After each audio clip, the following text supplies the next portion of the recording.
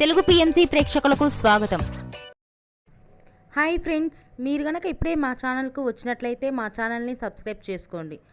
Subscribe చేయడంతో పాటు పక్కనే ఉన్న బెల్ ఐకాన్ని క్లిక్ చేయండి. శ్రీలీల పెళ్లి సందడి సినిమాతో హీరోయిన్గా తెలుగులో తన కెరియర్ని స్టార్ట్ చేసి ధమాకా, భగవత్ కేసరి, గుంటూరు కారం వంటి సినిమాలలో నటించి తన చక్కటి నటనతో ఆకట్టుకుంది. వరుస సినిమాలలో హీరోయిన్గా దూసుకుపోతుంది శ్రీలీల. శ్రీలీల తన లేటెస్ట్ ఫొటోస్ను అభిమానులతో పంచుకుంది. ఆ ఫొటోస్ను మనం కూడా చూసేద్దాం.